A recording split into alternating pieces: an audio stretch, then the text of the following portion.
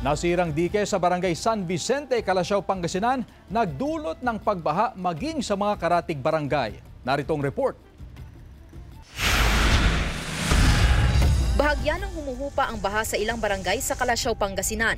Ngunit dahil sa lakas ng agos ng tubig mula sa mga upstream river na bumabagsak sa Sinukalan River, nasira ang isang flood mitigation project sa barangay San Vicente, kaya muling tumaas ang antas ng baha. Barangay San Vicente, nabuwal yung diki doon na luma.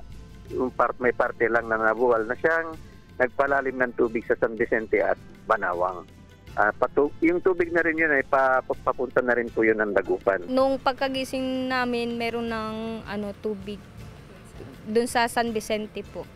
Tapos hindi po yung nababaha dati, ngayon po nabaha na rin dahil dito po. Pinangangambahan na lumala ang sira ng dike. Kaninang madaling araw hindi pa po ganyan kalaki yung sira ng ating dike, but as of now nakikita po natin dahil po sa lakas po ng agos ng tubig ay tuluyan po nasira po yung gabion style of dike po natin dito. So itong dike na po ito ay ginawa po 9 to 10 years ago to alleviate flooding para maiwasan po ang pagbaha sa dalawang barangay po natin dito po sa bayan ng Calasiao.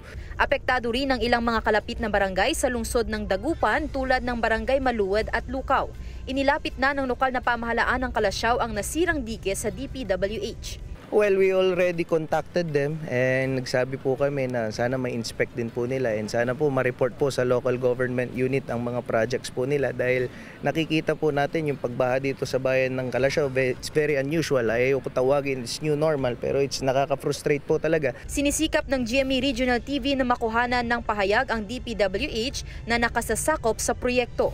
Kasama si Jing Dakanay, Sandy Salvacio, One North Central Luzon.